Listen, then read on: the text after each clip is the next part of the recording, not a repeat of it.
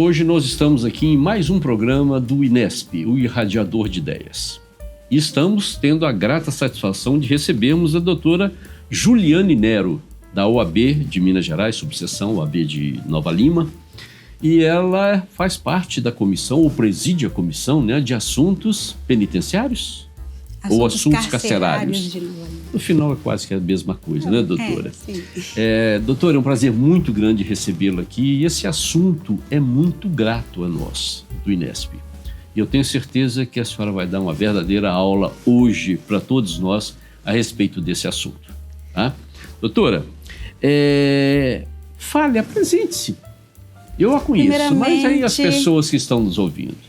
Primeiramente, eu gostaria de agradecer pelo convite, pela confiança de estar aqui representando a OAB nesse papel importante para a sociedade, que é falar sobre a ressocialização, que é um tema que, às vezes, ele causa comichão nos ouvidos, né, nos ouvintes, mas nós, da OAB, nós advogados, somos, eu acredito que os principais responsáveis para poder levar isso para a sociedade como primordial, como um assunto necessário e importante que também importa à sociedade. Olha que a senhora está dando sequência ao programa que nós fizemos no mês passado. Falamos bastante com a doutora Laís, falamos com a doutora Otero, né? A primeira presidente da OAB aqui de Nova Lima, e nós tocamos nesse assunto sobre ressocialização e foi um programa muito interessante. E eu tenho certeza que esse programa de hoje vai seguir nessa mesma direção. Doutora, então explique um pouquinho mais para a gente qual que é a sua função nessa comissão da OAB. Eu sou Juliane Nero, advogada, estudei na Faculdade Milton Campos, na graduação, e fiz especialização na área de Direito Penal e também na área de Medicina Legal e Perícia Criminal. Olha! Que eu achei que seria necessário aliar esses conhecimentos para a prática. Foi aluna do professor Luciano Lopes? Sim, na verdade, o professor Luciano Lopes, eu tive a grata satisfação de trabalhar com ele como monitora de Direito Penal na Faculdade Milton Campos. E ele era o meu coordenador do curso, aprendi muito com ele, principalmente na seara de Direito Penal Econômico, que é um grande discursor, né? Uhum. Doutora, dentro desse assunto carcerário, desse assunto penitenciário, é um assunto que, como eu disse no último programa, nós enfrentamos, é uma parte do direito que as pessoas às vezes não gostam muito, mas ele é fundamental, porque nós temos que pegar o homem ruim e entregar um homem melhor, né? Qual o trabalho que a senhora pretende desenvolver dentro do sistema penitenciário nessa sua comissão? Então, a comissão da OAB, ela tem um papel muito importante, que é inclusive pesquisando acerca do patronato, da comissão também da sociedade, muito importante, né? Nós podemos sim contribuir, né, na promoção da justiça, na defesa dos direitos humanos, e nós sabemos que as penas degradantes, cruéis, elas já passaram. O iluminismo, ele trouxe isso para a gente, de não ter tantas penas degradantes, cruéis, devastadoras do ser humano. Mas isso precisa ser levado em prática. Uhum. A mídia, eu acredito, né, a grande mídia, ela é vista por alguns estudiosos como a grande vilã. Mas, na verdade, a mídia reproduz o que a sociedade pensa. Sem dúvida. A mídia vai junto com a sociedade. Então, nós, como advogados, e eu acho tão interessante, doutor, que inclusive tem advogados na Comissão de Direito Carcerário que não milita na seara criminal, Olha, porém se interessou no tema para poder contribuir de alguma forma para a melhoria da sociedade. Eu estou achando o máximo isso e, assim, pretendo contribuir grandemente em tudo que estiver ao meu alcance, inclusive pesquisando mais a respeito, inclusive, de se tem ou não patronato aqui em Nova Lima. Nós já tivemos o patronato. Eu hoje, sinceramente, eu não sei, né?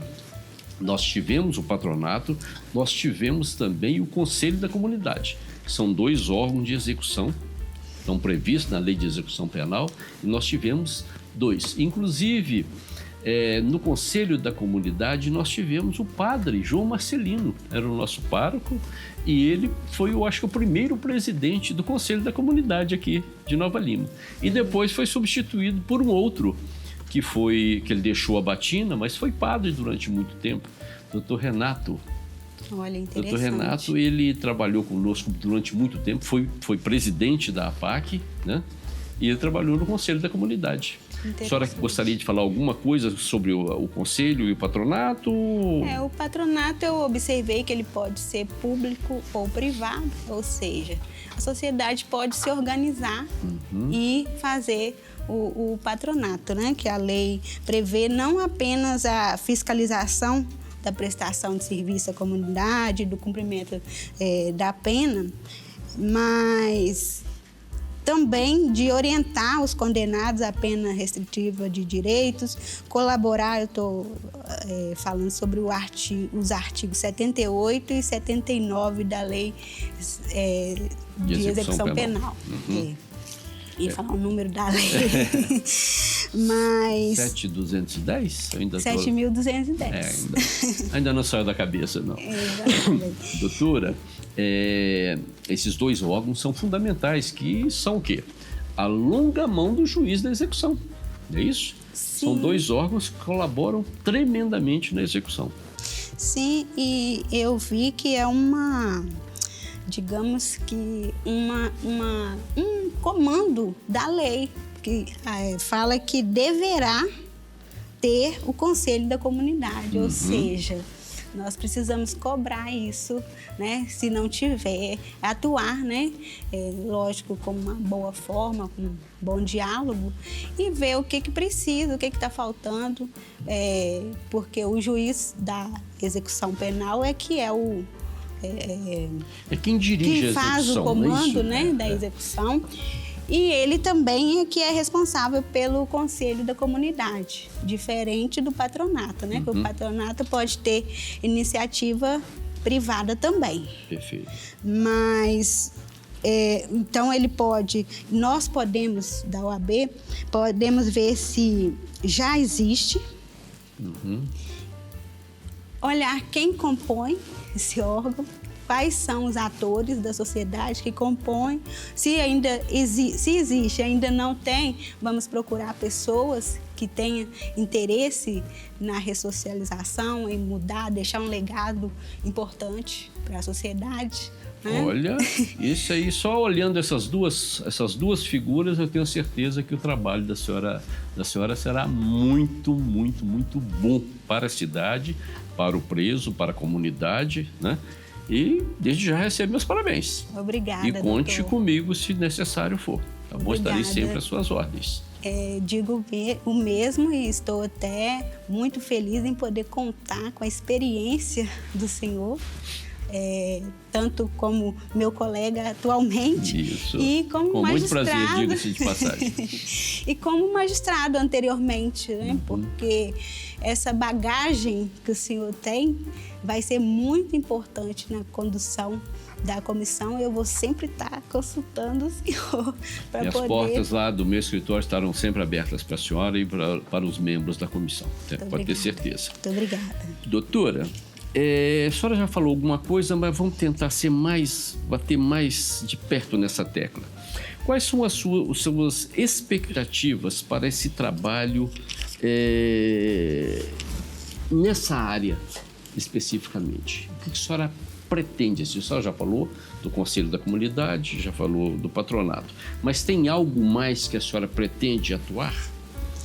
Então, eu pretendo fazer uma análise e uma proposição de políticas públicas que possa, porque tudo tem que ter, né, o aval das políticas públicas. Então, a gente pretende ter um diálogo, intermediar esse diálogo com o setor público, procurar saber quem é o responsável, né, do setor e procurar esse diálogo e também fazer uma aproximação, tentar pelo menos, né, uma aproximação dos advogados com a sociedade para poder tentar efetivar esse trabalho na tentativa de ressocialização, uma tentativa de melhora, diminuir a reincidência também, que é muito importante, muito fundamental, que as pessoas possam realmente saber que como nós não temos uma pena perpétua. Eu falei isso na última entrevista. Olha, interessante, aí estamos concatenados. Então, doutor, como a gente não tem essa pena de prisão perpétua... Nem de morte. Nem de morte, né? Nós precisamos atentar que uma hora ou outra esse indivíduo vai voltar ao convívio social. E aí, ele vai voltar melhorado ou pior, né? Aí fica aí uma reflexão muito importante e que nós, inclusive os advogados, eles assustam. Você tem coragem de ser advogado criminal? Né? Até a gente, infelizmente, a gente ouve até de advogado, defensor de bandido. Infelizmente, a gente ouve esse jargão. E a gente quer mudar isso, tentar, pelo menos. Eu acho que, como eu ouvi do senhor mesmo uma fábula, do beija-flor, né? Fazer É o símbolo do Inesp aqui, olha. Pois achei muito interessante. E olha ele aqui. Recorreremos ao Inesp para poder debruçar sobre as pesquisas, que eu já vi que tem várias pesquisas nessa seara, com toda a experiência, né, que vocês fizeram, e através disso possamos juntos, em conjunto, fazer um trabalho interessante para a sociedade, para a comunidade no geral, né? E que seja exemplo não só para a nossa comarca, que abrange Nova Lima, Rio Acima e Raposa, mas para o Brasil e, quem sabe, até para o mundo. Lógico, né? Temos sempre que pensar grandes, né? Exatamente. E a senhora vai me permitir aqui eu lembrar o que é a fábula do beija-flor. Eu já contei isso aqui, mas nem sempre as pessoas que assistem os nossos programas são as mesmas. Importante. Né? Então, veja o seguinte, quando eu assumi a comarca de Guaranésia, que foi minha primeira comarca, eu comentei sobre a fábula do beija-flor. E qual que é essa fábula? Estava tendo um incêndio, e aí eu peço que todo mundo reflita sobre esse incêndio, né? Estava tendo um incêndio e vários pássaros estavam no galho de uma árvore, olhando, e nada faziam. E um beija-flor, com seu minúsculo bico, ia lá no rio, pegava um pouquinho da água e jogava ali. E ao invés de ser motivo de aplauso, ele foi motivo de repulsa quase. Eles começaram a criticá-lo. Você acha que você vai acabar com o incêndio jogando essa gotícula de água nesse incêndio? Ele falou, olha, não sei, eu estou fazendo a minha parte. Se todos fizerem o mesmo, nós iremos debelar aquele incêndio. Exatamente. Então é só trazer para o sistema penitenciário que nós vamos ver que a fábula do beija-flor tem tudo a ver. Tudo a ver. E como o nosso grande arquiteto do universo, né? Ele sempre tem uma lição para a gente. Quando nós fomos ocupar o prédio, que hoje é o prédio sede do Inesp, nós encontramos um ninho de beija-flor dentro de um dos nossos cômodos. Nada é por acaso. Nada é por acaso. Então, ele tornou-se símbolo do Inesp. Bem, vamos então encerrar agora o nosso primeiro bloco e logo daqui a pouco eu convido a todos para voltarem a assistir a nossa continuidade, o nosso segundo bloco.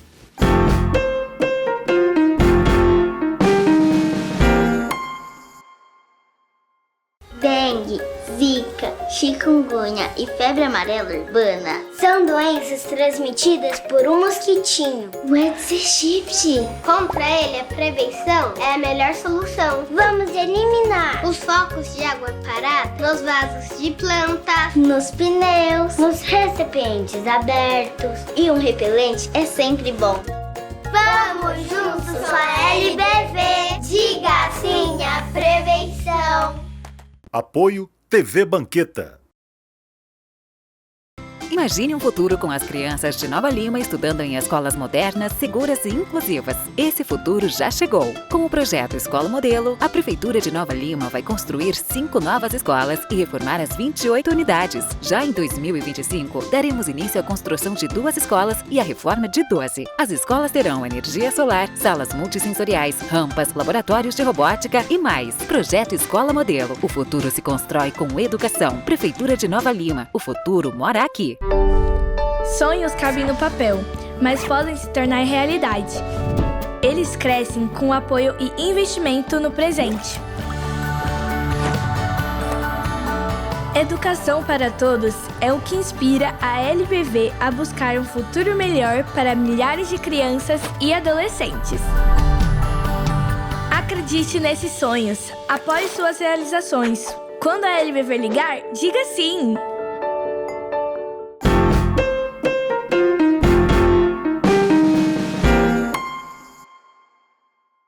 Bem, voltando agora para o segundo bloco, nós vamos apresentar, como sempre o fazemos, mais uma das peças do nosso centro de memórias. E aqui nós temos essa, que possivelmente foi confeccionada em algum presídio, mas o que é que nós temos aqui?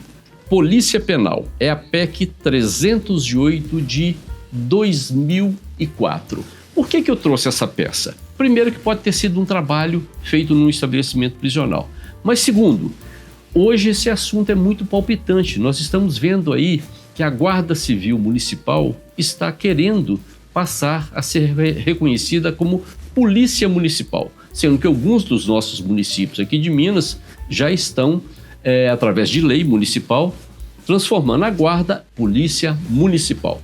Estamos vendo críticas, estamos vendo que realmente, num primeiro momento, isso não é viável e eu estou olhando de uma forma técnica. Mas o que eu quero mostrar é outra coisa. Eu quero mostrar que os agentes penitenciários, desde 2004, lutaram para serem reconhecidos como policiais penais. Lutaram e conseguiram. Guardas civis, continue lutando. Daqui a pouco, nós também iremos reconhecê-los como policiais municipais. Doutora, vamos então dar continuidade a esse nosso bate-papo. Vamos ver então o trabalho. Eu sei que tem pouco tempo, são apenas 3 meses que a doutora Fernanda com a sua equipe está à frente da subseção aqui de Nova Lima, mas eu sei também de um trabalho acadêmico da senhora, que é muito importante, e eu gostaria que a senhora nos apresentasse esse trabalho acadêmico.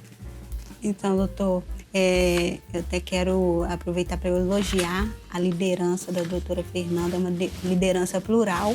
Ela está dando oportunidade para todos os advogados, inclusive os jovens advogados. Eu acho isso muito importante, porque nós todos precisamos contribuir. 21 comissões. 21 comissões, né? A gente está batendo recorde. Isso. Recordista.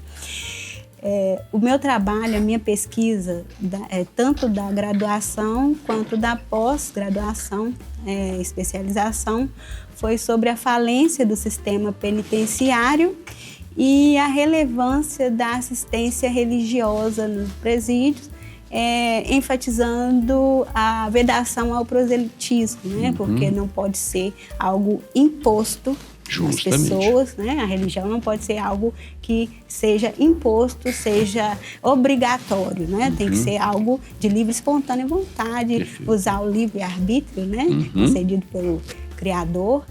E, assim, até esse trabalho junto com a comissão tem me despertado ainda mais interesse de continuar essa pesquisa, inclusive incluindo sobre justiça restaurativa.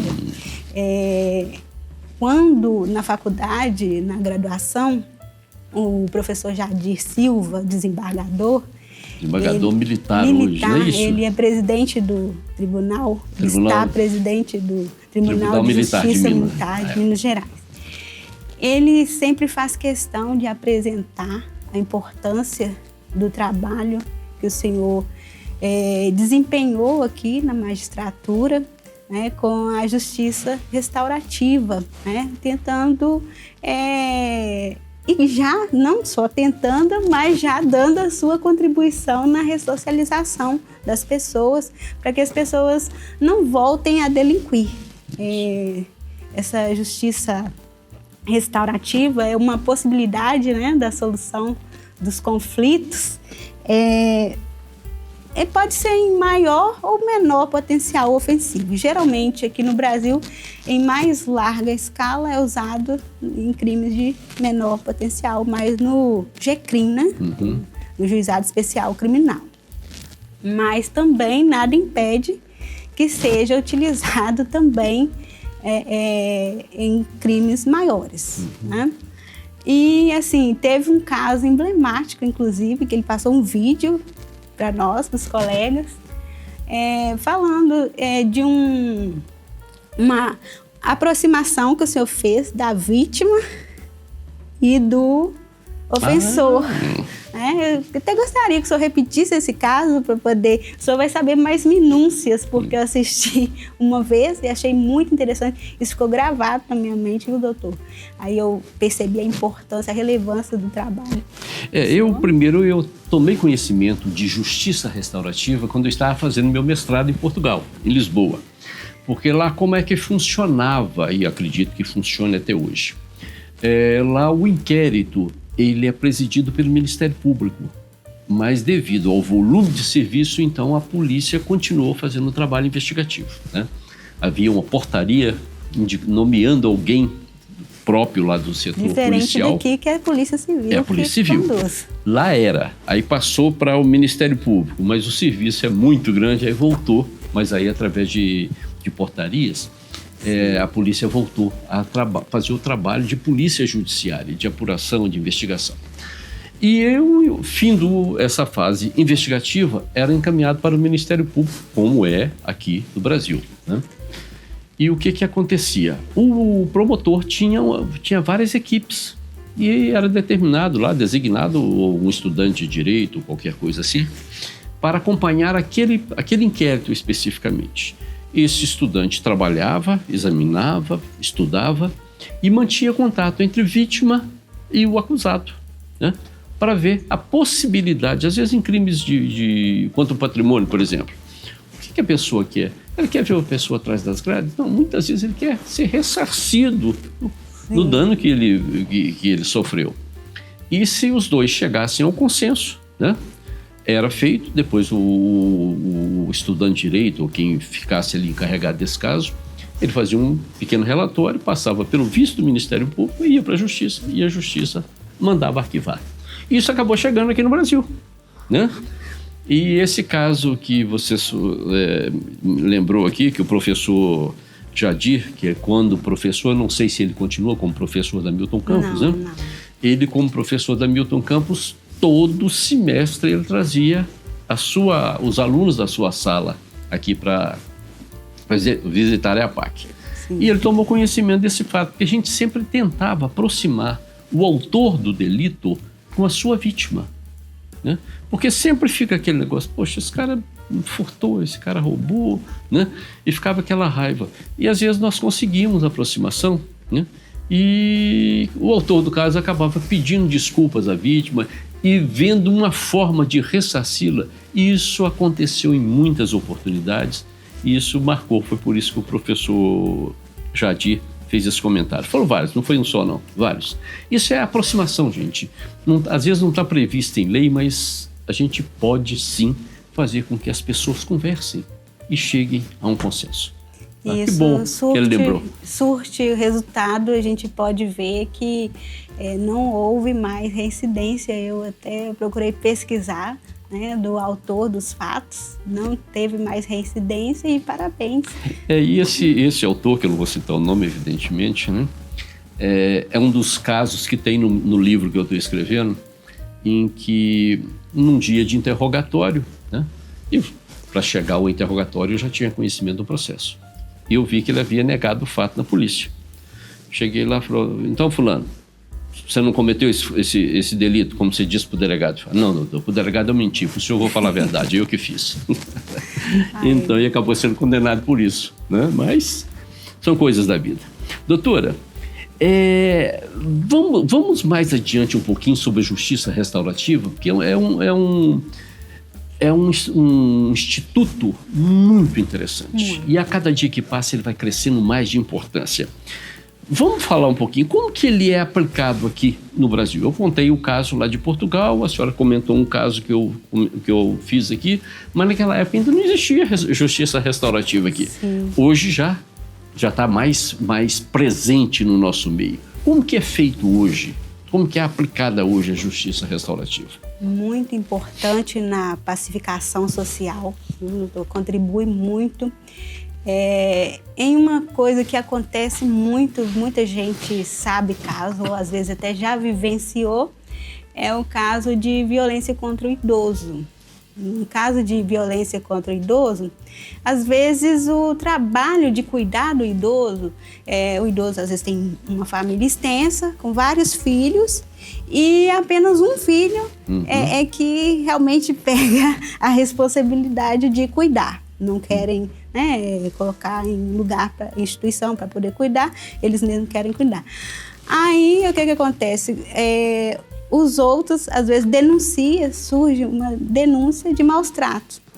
Aí, o que essa justiça restaurativa vai fazer? Vai reunir, aí vai juntar, né, o conselho de psicólogos, pessoas preparadas, né, para poder conversar, vai ter terceiros imparciais que não fazem parte, né, da família ali, vai conversar e vai falar, olha, essa pessoa ela tem vida social também, ela precisa de ter a vida dela, vocês precisam dividir as tarefas e tal. Às vezes é coisa que aqui parece ser simples, mas acontece muito.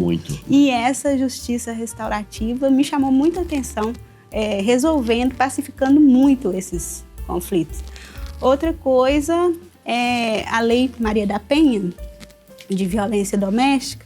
Ela prevê que não é apenas a violência física, a agressão física, que é violência, né? Nós temos hoje no Código a violência patrimonial, violência psicológica, violência sexual.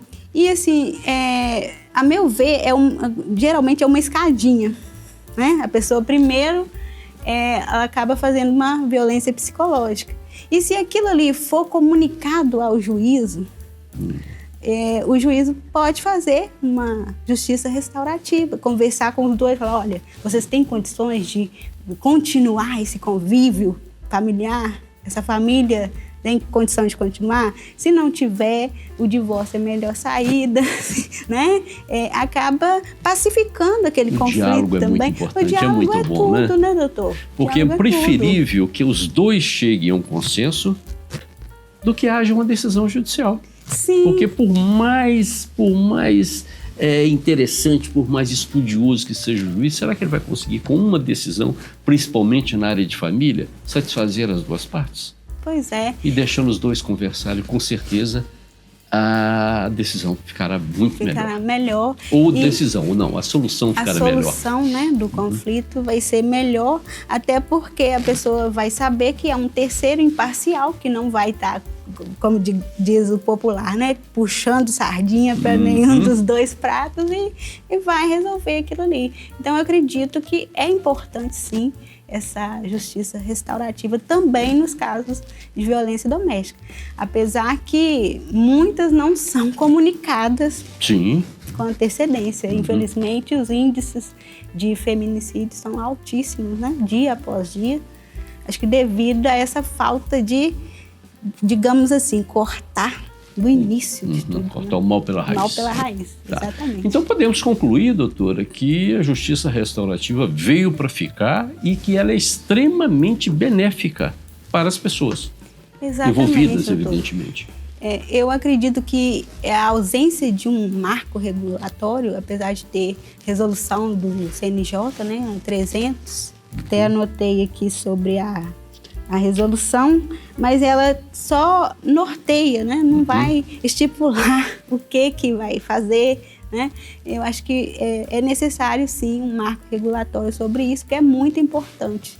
Às vezes até a gente, como advogado, não sei se o senhor já teve, como juiz, eu sei que o senhor teve várias experiências, mas como advogado, às vezes a gente tem essa oportunidade de estar ali pacificando o conflito e o conflito nem precisar de chegar ao judiciário. Cada um, né, dá cada um o que é seu, a sua parte e pronto.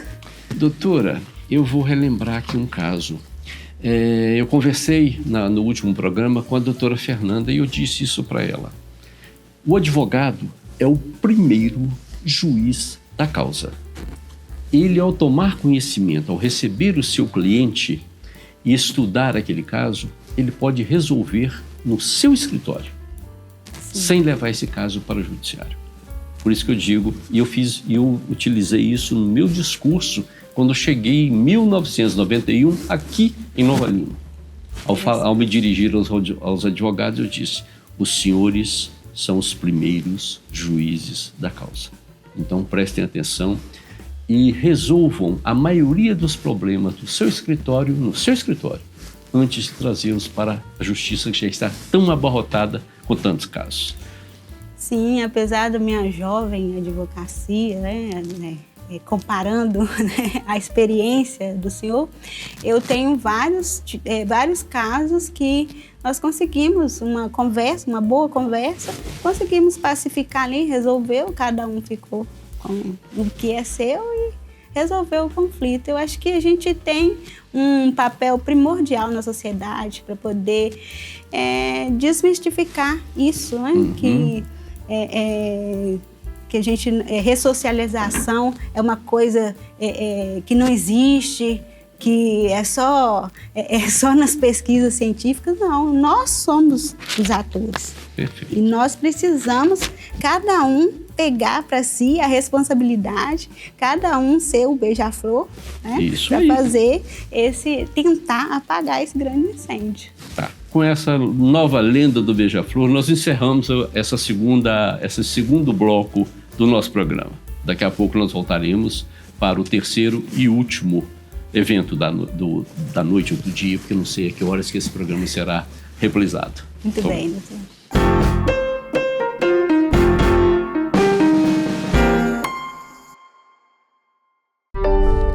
Sonhos cabem no papel, mas podem se tornar realidade. Eles crescem com apoio e investimento no presente. Educação para todos é o que inspira a LBV a buscar um futuro melhor para milhares de crianças e adolescentes. Acredite nesses sonhos, apoie suas realizações. Quando a LBV ligar, diga sim!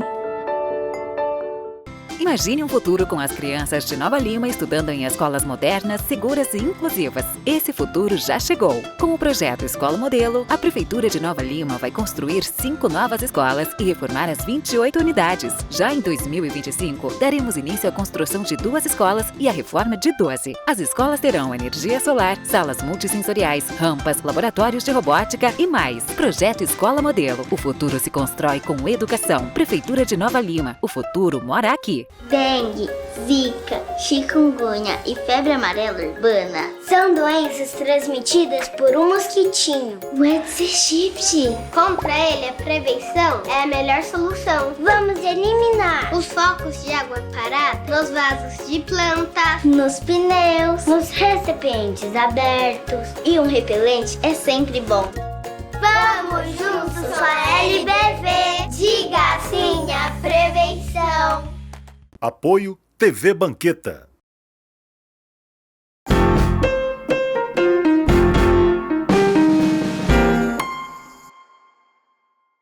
Doutora, nós estamos então chegando agora na fase final desse bate-papo tão gostoso que nos enche de esperança para o nosso sistema, tá? Nós sabemos que a justiça restaurativa, na maioria das vezes, ela acontece na fase pré-processual. Mas ela pode acontecer mais adiante. Qual é a opinião da senhora a respeito disso, já que nós não temos ainda nenhuma normativa?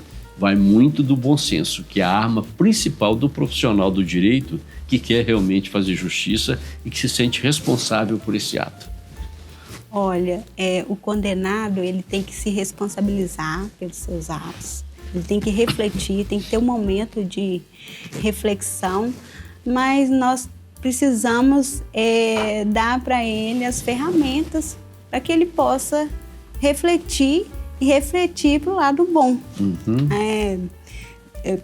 Principalmente trabalho, estudo, proporcionar para eles, né, no presídio. Acho muito importante oportunizar. Hoje nós vemos que eles fazem artesanato. Artesanato, a meu ver, deveria ser uma atividade secundária, como recreativa para quem quisesse. Não seria uma fonte de renda, uma fonte de trabalho. Eu acredito que se eles trabalhassem, eles poderiam se sentir mais úteis, ocupar mais a mente deles com coisa boa e poderiam também retribuir à sociedade, reparar um pouco o dano que fizeram. Doutora, esse assunto foi debatido no último programa também. Olha. Né? E é longe de mim querer fazer alguma crítica ao seu entendimento, que eu acho que cada um tem liberdade para entender da forma como quiser. Mas eu disse para a doutora Laís, né, que eu também pensava como a senhora. Né? Pensava, até que um dia, eu conversando com o recuperando da PAC, e ele me disse que achava muito importante essa fase, que essa fase está lá no regime fechado, é isso? Que ele desenvolvia esse trabalho manual. E por quê? Por que para ele era importante? Que ele falou, doutor, eu pratiquei com essas mãos aqui muitos crimes violentos. Né? Então era, digamos, o meu instrumento de trabalho eram as mãos. E a partir do momento que eu comecei a fazer o trabalho artesanal, eu comecei a ver que essa mão que um dia matou, essa mão que um dia agrediu, ela podia produzir coisas belas. E a partir desse momento, a transformação para mim foi grande. Então ele me convenceu, eu espero que a senhora reflita sobre isso também, e quem sabe amanhã a gente possa mudar de opinião. Eu só estou trazendo para seu conhecimento, evidentemente. Tá? Eu até assisti uma reportagem que o senhor participou, que o senhor visitou a um presídio que as pessoas trabalhavam. Inclusive, tinha um lugar lá que tinha uma área de mais de 4.000 metros. Eu achei muito interessante. Isso em Santa Catarina, por acaso? Isso, no sul. Foi bom, porque nós vamos encerrar o nosso programa com esse modelo, porque no programa passado nós falamos sobre a construção do presídio. Justo. Por isso que eu estou muito esperançoso do trabalho da senhora, doutora Laís e doutora Fernanda. Obrigada. Nós falamos o seguinte, eu estive lá em Santa Catarina, a cidade agora me foge o nome, mas eu achei extremamente importante. Eu fui a um presídio, não a uma PAC, a um presídio. E quando eu lá cheguei, eu vi 3 caminhões sendo carregados com móveis de altíssima qualidade. E eu logo perguntei ao diretor, mas como que funciona isso aqui? Ele falou, doutor, nós temos uma fábrica aqui dentro. Então são os nossos presos, e lá eles chamam preso, né? Os nossos presos que produzem esses móveis. Então a empresa levou o escritório para dentro do presídio e todo preso, após o cumprimento da pena, se quisesse, não era obrigado também, ele poderia sair empregado naquela indústria de móveis. Então veja, isso é muito importante, você tem que ensinar a pessoa, você tem que dar condições a ela para aprender uma profissão, viver daquela profissão e quem sabe quando sair, continuar com essa profissão, né? O presídio pode ser um presídio, a PAC ou qualquer outro estabelecimento, pode ter essa finalidade.